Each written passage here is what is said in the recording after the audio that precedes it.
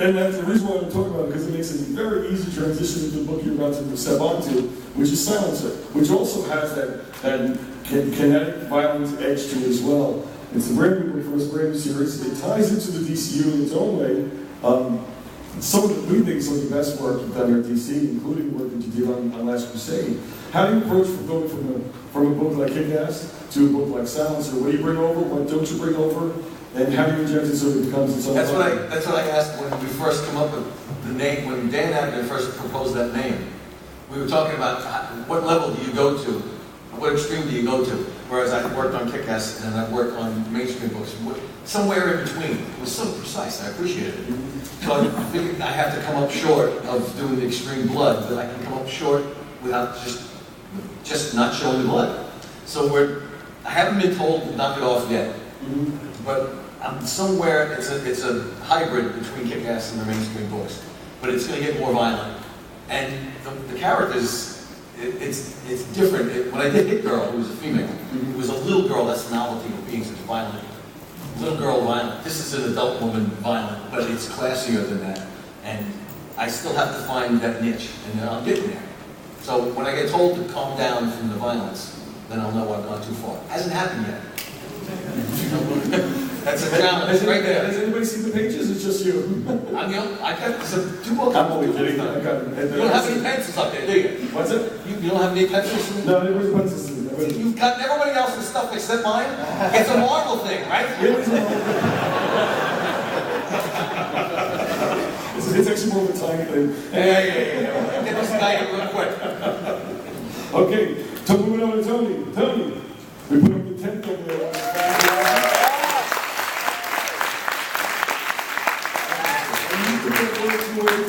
You did a little Batman for a while, didn't you? I did, just so we were time. Oh, well, yeah, I came in doing Teen Titans, and honestly, that's what brought me to DC Comics. Is I started reading Jeff Johns and Mike McCone's Teen Titan run, and I really fell in love with comics again after reading that run. And that summer, I pursued the opportunity to come work for DC, and that's when I met you. And at Comic-Con, and a few months later, boom, there I was. Mike McCollum was moving on to something else, the job opens up, and next thing you know, I'm doing Teen Titans. So I was going to ask you, when you first broke in, what were your inspirations? What were you reading? And how did you first break into comics in your own way? Well, when I was a kid, my father found in an old attic a bunch of old books, like in the 70s and late 60s, like Jack Kirby, Gene Colan, John Byrne, stuff like that. And I fell in love with that stuff. And there was a lot of Kirby. And I fell in love with that. And as I got a little bit older, started to read comics and wanted to draw them. John Byrne was a huge influence on me, as well as Mike Zack. A lot of people might not know who he is, except for us older creators. He did The Punisher and Master of Kung Fu, and he was amazing. And those guys were the ones that first really made me want to be a comic book artist. Believe it or not, I really looked a lot like John Byrne's work, early on. And then Image came along, and when I first got into Marvel, they told me to draw a little bit more like Rob Liefeld. And they really said that to you? Well, I asked, I'm just going to call it. No, that's not against Rob, it's a spirit.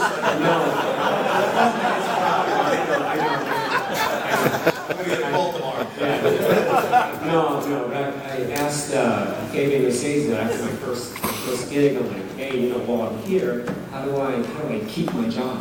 How do I keep working? How do I stay on X-Force? Because I was offered an X-Force. Who'd you follow on X-Force? Oliver Capullo. Yeah, how many big shoes you follow, There's a story about how you're stalking Draco. I am stalking. Wait, he stalked me on Batman. You followed me on Spawn, you still had to stalk. Yeah, I'm stalking you still. And so, so I asked how can I keep my job, and Fabian Mercedes said, okay, look at Rob Liefeld, see how he draws all those pictures that look like a poster you can hang on your wall. He was giant, you know, make the head smaller. He told me this, make the head smaller, make the body bigger, make everything look like a pin-up. I swear to God, those were his words. And I was like, okay, you know, and boom, you know, that's what I was doing. And so, I mean, so honestly, that kind of messed me up. You know? Two things, it let me keep my job, and you know, for 2 years. And before moving on this farm, you know, but you know, as a young kid, I think I was like 21 years old. I mean, I just did what I thought was cool at the time, and so I kind of got sidetracked in terms of storytelling, you know, because I was more into, like I said, the John Byrne like type of storytelling, you know. But I think I found my path here years later. But yeah, I ended up doing Spawn because I was offered to work with Alan Moore, and you just don't turn that down. I'm sorry, you know. And that was a blast.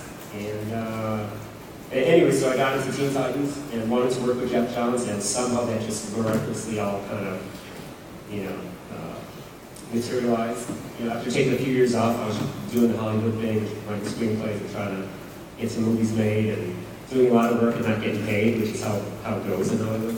And seriously, you know, and I married my wife, and then she's like, who's in the audience over here? And breast cancer survivor, and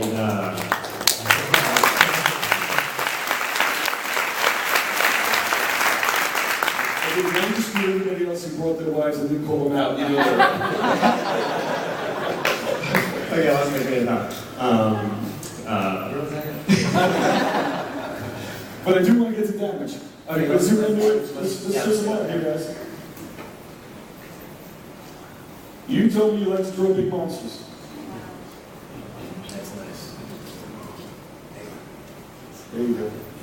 And you also have some crazy characters inside there too. Okay, so we got, you know, so that was a fun thing to say yes to. I mean, it was obvious, you know, that, you know, why you guys asked me to do it. You know, because I had a character in the attempt, obviously, that we did the first. The second cover, right? That's the cover 2. Oh, that's the cover for number 2. Yeah, and actually that's in pencil. We didn't have time to get it inked because I was hauling butt on Devastator, which comes out next month. But it's going to be inked in the final version. But we just wanted something to show you guys. You know, the big monsters and all that stuff.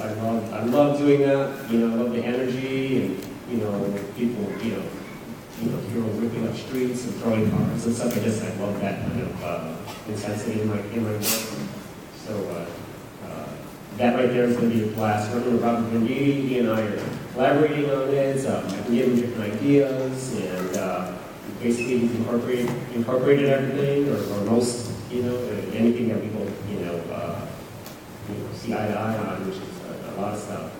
Being incorporated. So it's honestly the closest thing to a creative project that I've done since the creative projects that I did. Thank you, sir. Thank you. Okay, Mr. Miller.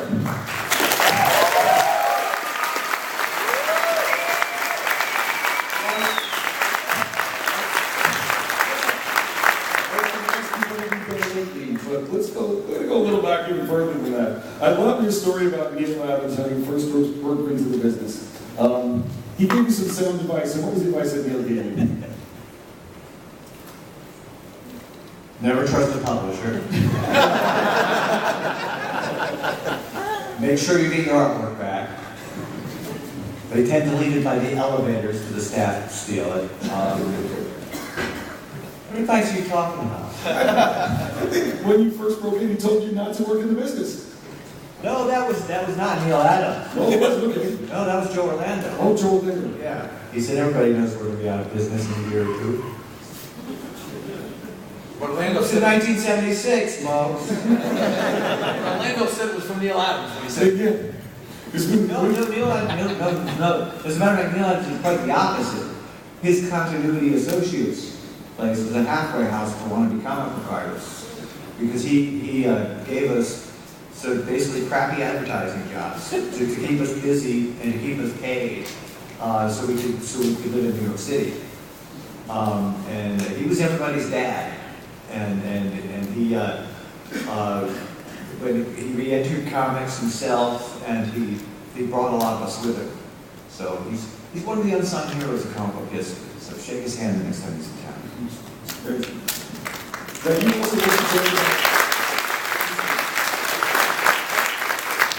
also want to tell how you got in, really, and got a chance to work on characters that were failing. Yeah. And with Daredevil, something like that. What was it like to take a book that basically was one step away from cancellation and to turn it into something else? It was a hoot. Advertising, the advice I have for everybody who's trying to break in is, don't try for Batman. Look for a loser. Because you get on Batman or Spider-Man, you're competing with the people that have been picked among the most popular people. For some reason, they got this thing about putting the most popular artists on the most popular title. But I got Daredevil when they were thinking about canceling it. And the fact is that when, Dick Giordano called me in to DC Comics, and actually he took me out to lunch. He said, everybody's been talking about you and Batman. It seems like a perfect marriage. He said, the fact is that Batman just isn't selling real well, but every time I go to the conventions, he's the most popular character we've got. You got any ideas?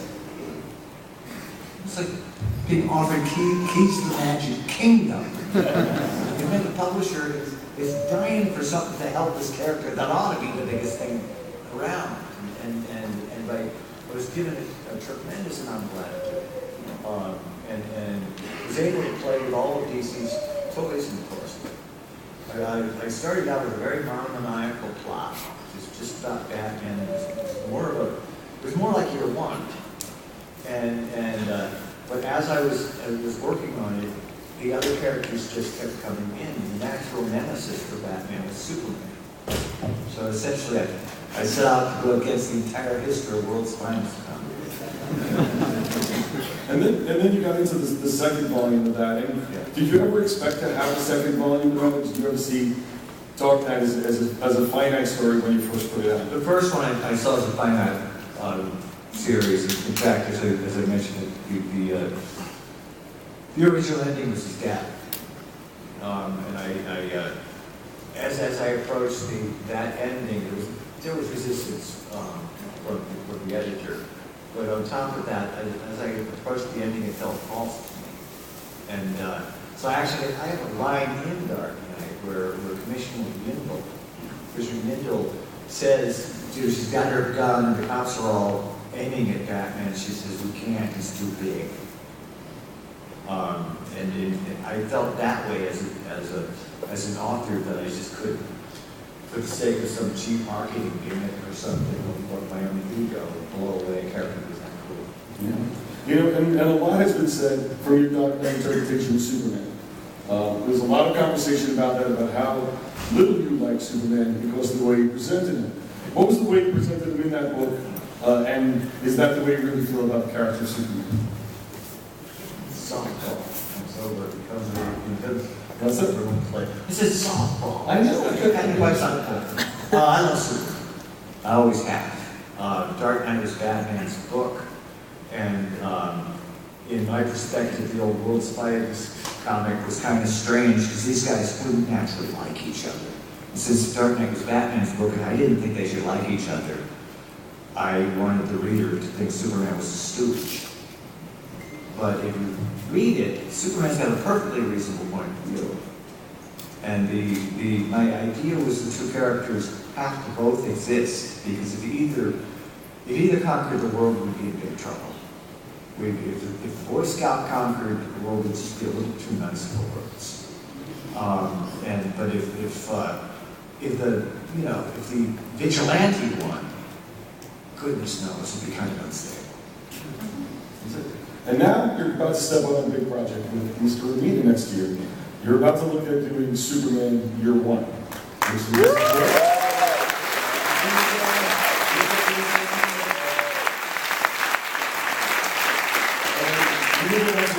is we've talked about this. Are you ready to give everybody your pitch for Superman Year One? Could you do that? And what you think it is? What you want that book to be?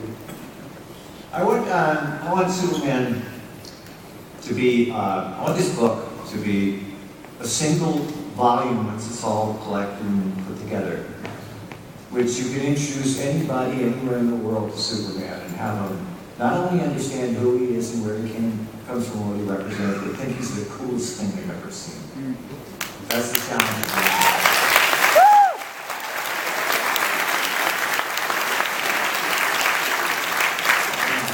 And for you in particular, The other thing is I also want the sexiest character in comics.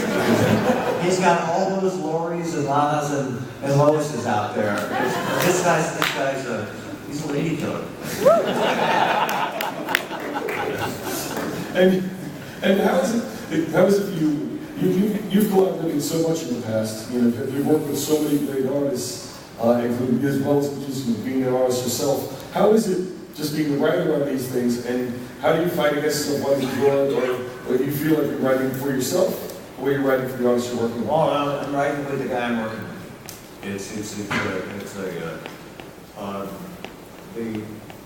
It's a whole different way of thinking about it. And as work comes in, even preliminary sketches and everything, it affects how I'm going to describe things in the script. And as we talk, the story is, the general thrust will remain the same, but it's colored differently. By colored, I mean certain things get emphasized more than others. It has to be a tangible, shifting relationship for the best of both parties to come out. It's the most exciting thing about collaboration is that you come out of it. You're both teacher and student constantly. Every time I've had one of these intense collaborations, I come out able to do the other guy's end of the craft better than I did before. Okay, you got three guys here you worked with in the past. How do you approach each one differently? How do you work with a Jim Lee versus an Andy Kubert versus a John Lee? Well, the collaboration with Andy involves a fair amount of violence that I can't describe. What you're talking about is a bunch of guys who've got such arsenals that it's really a matter of like, where do you start? I mean, obviously you start with the sword, and that's for the sword characters. But beyond that, there is just the sheer joy who's got the uncanny gift for spectacle? Who's got the ridiculous ability to make impossible things believable? This is the Dave Gibbons. One of the joys that I can throw, giant hamburger, big boy robots walking through the Amazon forest. It makes it seem perfectly comprehensible. Everybody brings a different, a different bunch of skills to the job. And at first, it starts out with getting a central intent across. The conversations go back and forth where we develop an idea, and then it becomes a give and take, reacting to what I see. That's great. I got a question, one last question before I go back to the whole crew. Who inspired, I have guys here that you inspired. Who inspired you? Me? Yes. Well, hands-on, without question, was Neil Adams. When I first came to New York, I was a big fan, but I also met the man, and he personally ripped me to pieces whenever I showed him work I was doing, and I think to this day says I'm not good enough. But, in terms of the inspiration coming in, the figure theory that I studied the most in comics is Gil Kane's. And in terms of storytelling without question, the overwhelming influence of Will Eisner, Jack Kirby. Those two.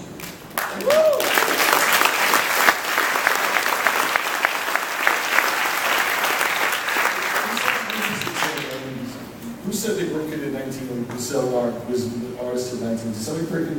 Greg, how old were you when you broke the comics? I'm guessing somewhere like 27 or 28, I'm guessing. We have to talk about age? Yeah. Yeah. You're talking about age. Age. I won't mention what year, John, okay? So I started when I was 5, so don't worry about it. what did your first published work, John? Mine? Yeah, sure. Some embarrassing